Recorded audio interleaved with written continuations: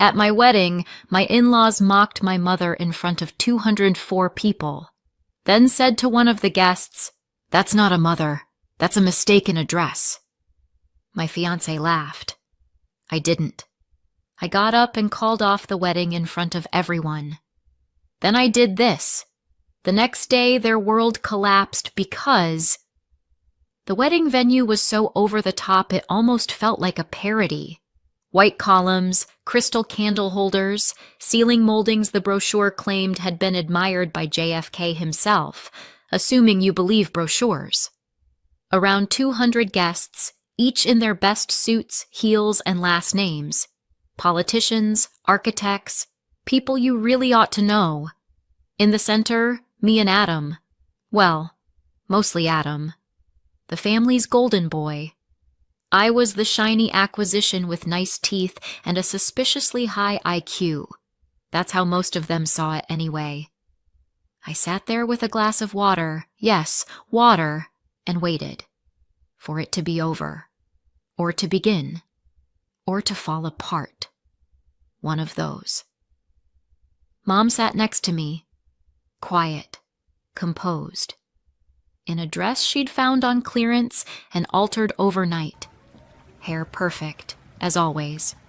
She's a hairstylist, can conjure an updo out of thin air. Someone at the next table whispered, "Did she do her own hair? Impressive." Impressive is raising a kid solo for 25 years, in the same tiny apartment, wearing the same sneakers. That's impressive. This? Just hair. I flipped through the wedding booklet. Bios, love story, wine list, 4 kinds of cheese, and glowing thanks to the families. Adam's parents had titles, honors, grateful for their generous support and wisdom. My mom? Just Pam, hair artist, heart of gold. No last name. No mention that she raised me. Alone. Since I was 3. No child support. No breaks. Just a hairdresser with a heart of gold. Like she's a massage chair. I shut the booklet. Took a sip. Looked at Mom. She gave me that tired smile. Her, let's just get through tonight smile. And then Ronald stood up. Adam's dad. The kind of man whose smile comes with a price tag. He raised his glass, cleared his throat, and said, "Tonight we celebrate more than the union of 2 remarkable young people. We celebrate a story of success, a story of someone rising above their circumstances." Pause. This is America, after all. The land of opportunity, where even if you weren't born with a silver spoon, but say a comb in your hand, you can still make something of yourself. Polite laughter. Measured. I saw Mom's fork twitch. Deborah, Adam's mother, hid a smile behind her glass. One of the aunts giggled into her napkin. "Not everyone starts from the same place," Ronald continued. "But if you're driven, if you want more, you can become the bride at a wedding like this. Even if, once upon a time, your work was a little closer to the people." Closer to the people. Wow, thanks, Ronald. You just turned my mom's entire life into a campaign slogan. He sat down to the clink of glasses. Someone murmured, "Well said." Another added, "To America. Trailers to penthouses." Then came Deborah, the kind of woman whose voice is honey, but her spoon's full of arsenic. "Monica is proof that talent doesn't depend on geography," she said, smiling just wide enough. "I've always admired people who take from life not what they're handed, but what they've earned, especially when no one ever taught them how." Smile. Sip. Pause. "I'm sure much of Monica's gift comes from her mother," Deborah said, staring right at her. "The ability to see beauty in simplicity, to work with your hands, to stay connected to ordinary people. That kind of gift, well, it doesn't come with diplomas. It's innate. What some might call golden hands. Mom set down her fork, calmly, no sharp movements. I knew that gesture. It meant, stay seated. Don't break a glass over someone's head. My face was burning. I wanted to stand up, scream, throw something. But I stayed, because we don't make scenes, not in public. During dessert, I overheard one of Adam's cousins whisper to another, "Is it true Monica's mom isn't even a licensed stylist? Like she just learned on her own? That's wild. Our gardener plays piano by ear too." Fine. Whatever. I expected that kind of petty. Let her have her fun. But then it got worse. I stepped away from the table just to breathe. And that's when I passed Deborah chatting with someone. I didn't even catch who. I was heading back when I heard it. Clear as day. No maybes. Monica looks stunning. Couture bride for sure. Her mother, though, I honestly thought she was someone's +1. That's not a mother. That's a mistake in a dress. And the laughter. Soft, but sharp as a slap. I stopped. Just stood there. Deborah looked right at me and took a sip. Didn't flinch. Adam laughed. "Mom, seriously. Careful. Someone might actually get offended." That was it. I remembered sitting with him on the roof of his place in Portland. Him in an old t-shirt, scratching the side of a Coke can. "If the world ever falls apart, I'll stay," he said. "We'll get through it. I'm your fortress."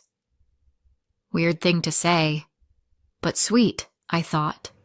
Now here I was, standing in a room full of people mocking my mother. His fortress was laughing. I walked over to Mom. "Let's go." Adam was suddenly at my side. "Moni, wait," he whispered. "They're just joking. They love you. It's just their style." "Their style?" I echoed. "Humiliating my mom with a glass of Prosecco in hand. Is that the vibe now?" "You're overreacting. It's our day. Don't ruin it." "I'm not ruining it. I'm ending it." Mom tried to stop me. "Honey, please. We can take it. It's just one night." "No, Mom. We don't have to take anything. Not anymore." I turned to face the room. Silence. "Thank you for the evening, and for the very clear reminder of who I never want to become." And we left. No drama, no tears, just left. The string quartet fumbled, voices behind us. "What's happening?" "Is she serious?" "She ruined her own wedding." "Wrong, darlings. I just saved my own life." The diner was open 24/7. Back in the day, it was full of students dodging their dorms or cab drivers on a coffee break. Tonight, dead quiet. Just a woman in earbuds by the window and an older waitress who clearly recognized us, but politely pretended she didn't. Mom slid into her usual seat by the wall. I set down her tea and sat across from her with black coffee. She looked at me over her glasses and said quietly, "We don't have to hide, honey." I held her gaze for a second. "We're not hiding. We're just back at the start." This place knew everything about us. I sketched my first architecture assignment here. Mom used to dry my soaked hair with napkins when I got caught in the rain. We once split a single piece of cake because we had $6.12 between us. In this chipped-up booth, with its mismatched chairs and sticky menu covers, I first felt like maybe, just maybe, I could change the world. Or at least buy my mom a lunch that didn't come with a timer. We didn't talk much. The silence felt safe, like exhaling. Mom wasn't one for drama. She worked 3 jobs and never once called it sacrifice. just life. A mall salon, house calls, kitchen hair gigs for her regulars. She could foil highlights and dye roots at the same time, then pick up groceries and make dinner, all without whining. She didn't do breakdowns. She did to-do lists. Dad left when I was 4. I barely remember him. Just a shadow and a voice yelling. Mom wiped her hands on her apron, closed the door behind him, and never said his name again.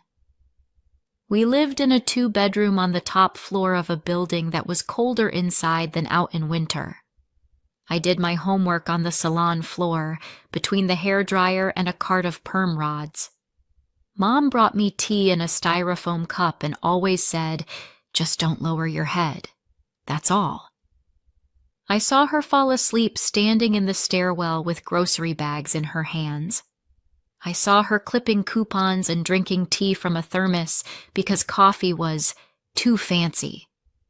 And I saw the way her eyes lit up when I brought home an essay from school, as if I'd won a Grammy or something. Architecture happened by accident. There was this school field trip, some walk through alleyways and rooftops redesigned under a new urban renewal plan. One girl asked, "Why are these benches so crooked?" And I said, "Because the person who designed this didn't give a damn about people. They cared about checkboxes, not cities." That was it. I couldn't unsee it. Got a scholarship. Moved to New York. Lived in a box of a room where the bed took up 90% of the space. Worked in the library. Ate instant ramen. Burned out. Kept going.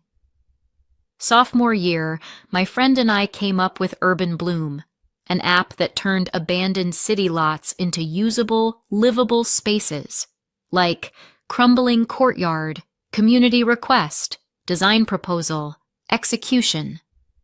3 years in, the city noticed. Then a funder.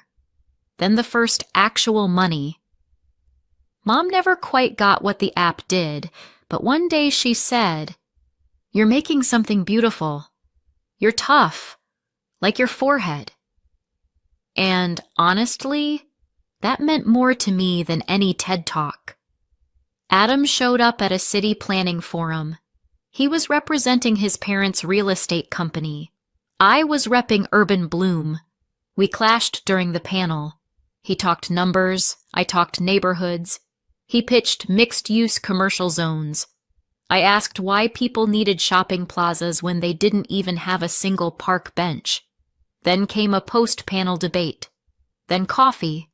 Then dinner. Then the kiss. He told me, "You treat architecture like art. I want to learn that from you." And I believed him. He seemed different, thoughtful, grounded. Nothing like his father, who keeps his hands in his pockets even when shaking yours. Or his mom, whose compliments always have a side of passive aggression. Our first visit to their place was straight up absurd. A literal glass house. Glass, steel, fountains, LED mood lighting. Mom came in wearing her good discount store shoes and the coat she tailored herself. She brought handmade soap as a gift. Deborah took the box like it was still damp. "Oh, so artisanal. Did you make this yourself?" Ronald shook Mom's hand and said, "Thanks for raising such a creative daughter, especially considering your workload." Like she'd been raising me while cutting 10 heads of hair on the side. During dinner, Deborah leaned in and asked, "So your company specializes in urban lawns?" I said, "No. We design public spaces that make people feel like they matter." She smiled at me like I'd handed her a finger painting. Mom said nothing that night, but on the subway ride home, she whispered, "They're not like us, but you're still you." I tried not to see it, tried to believe it was just a cultural gap. Adam said things like, "They joke that way with everyone," and "They really do like you, babe." But every time Mom talked to them, I felt it. Shame. Not for her, for them. The way they tilted their heads with that rich people empathy. The way they put interesting in air quotes. The way their smiles always skipped the apology part. I was living between two worlds, soup in a thermos versus oysters on toast. Only one of them ever felt like home. When we got back from the diner, it was past 3 a.m. Mom went straight to bed. I just sat in the dark, and suddenly I realized I hadn't just walked out on a wedding. I'd come back to where people look you in the eye, where they don't laugh into their wine glasses, where Pam, hair artist, heart of gold, isn't a punchline. She's my mom, and she's the reason I can start over, on my own terms, with the door fully closed behind me. The headquarters of Urban Core Group sat on the corner of two not quite main streets in what used to be a concrete wasteland 10 years ago. Now, it was the heart of modern urban design. My heart. My project. Which is funny, really, because when I walked into that lobby, fresh off ditching my own wedding, I didn't feel like a runaway bride. I felt like I'd finally come home. The security guard looked up and froze. He knew me. He knew I was the founder of Urban Bloom. What he didn't know? That as of this morning, I was also the majority shareholder of Urban Core Group. 5th floor. They were already there. Adam, Deborah, Ronald, a few board members, some external guys in expensive suits who were either investors or lawyers, or both. The toasts from earlier still echoed in my head, now sounding more like bad stand-up. I walked into the boardroom like I was just picking up a jacket. Calm. Head high. They expected fury, or silence. The best outcome for them would have been me staying humiliated and powerless. Unfortunately for them, I was neither. Deborah stood, as if she still hoped I'd show up in my wedding dress mid-meltdown. "Oh, Monica," she said, fake warm. "I'm glad you could join us." "I'm glad too," I replied, though I didn't come here to join anything. I dropped a folder onto the table. Silence. That flicker in their eyes. The one people get when they realize the ship might not be as watertight as they thought. "Before we start," I said, "we need to update the voting structure." Deborah rolled her eyes. "This isn't that kind of meeting." "It is now," I said, "because as of 9 a.m. this morning, the ownership structure has changed." I opened the folder. Documents, signed, notarized. Originals. Copies. Trail. Of everything. Ronald leaned forward. "What is this?" "Shareholder resolution," I said. "New structure. New vote. New conflict of interest policy." I laid out the paperwork. As of today, my company holds 52% of the voting shares of Urban Core Group. 3 holding entities, 3 months of negotiation, 4 layers of legal firewall. All clean. Call your lawyers. They'll confirm it. Ronald shot up from his chair. "This is personal. This is about the wedding. Something someone said, and now you're lashing out." Deborah put her hand to her forehead and groaned. "How could you do this to us? We welcomed you. You were like a daughter." "This isn't revenge," I said. Calm, cold, clear. "I started buying shares when I realized you were using my name to pitch projects, but leaving me out of every investor meeting. When my ideas showed up in your slide decks, but I never got a seat at the table. I didn't want control. I just wanted my voice to count." I looked at them, one by one. "But then, you humiliated my mother. Publicly. That's when I understood. This was never a partnership. So fine. It'll be a takeover. I walked to the head of the table, Deborah's usual spot. Nice chair, by the way. Just enough recline. Solid armrests. None of you, I said, will have access to Urban Core Group moving forward. Not you, not your partners, not your family's funds. I'm not here to burn the place down. I'm here to clean house. A full audit of all projects and contracts from the last 3 years begins next week. Silence. Heavy enough to feel. Adam hadn't spoken. He was staring at the table like it might save him. Finally, he looked up. Monica, this isn't what you wanted. You always said you wanted to be a part of this.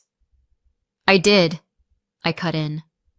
I wanted to be on the team, not a prop in the family brochure, not a decorative success story for your mother's next TEDx talk.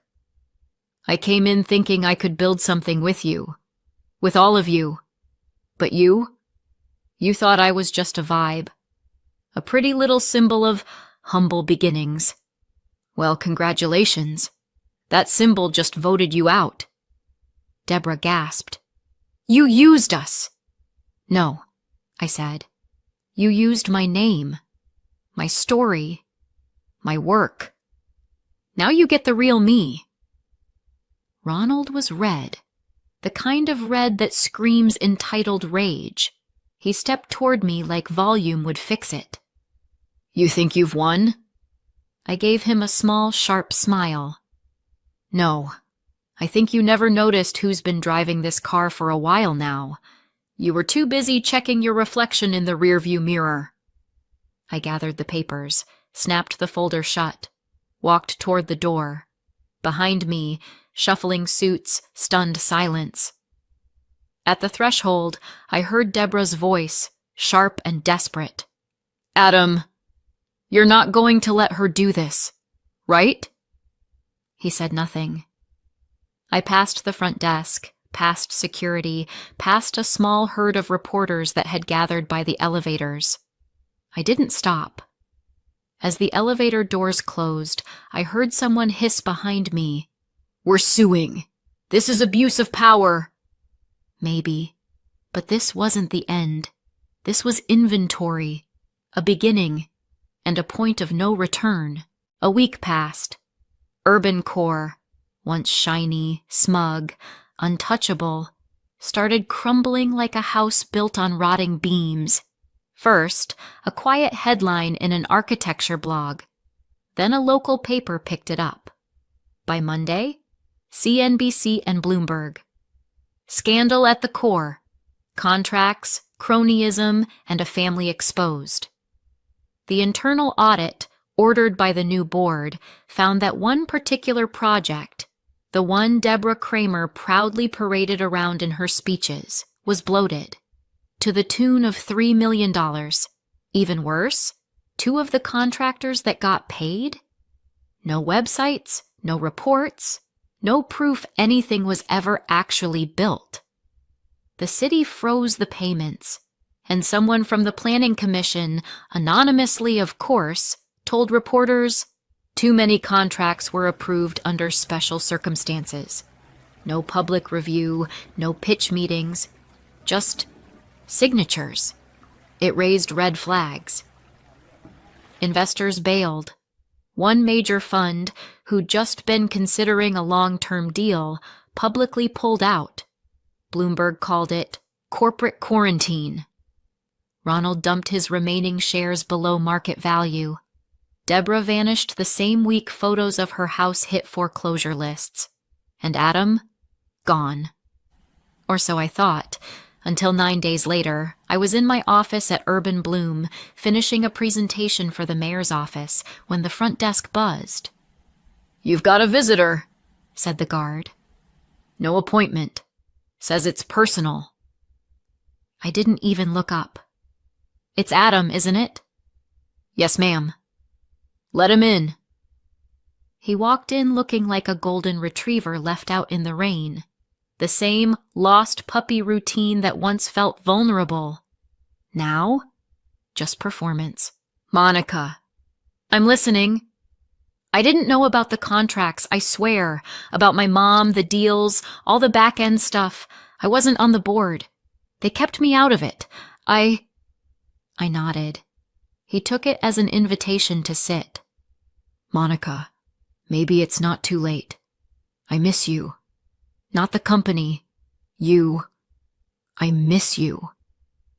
His voice said one thing, but his eyes were scanning. Walls, coffee table, security guard. Anywhere but me.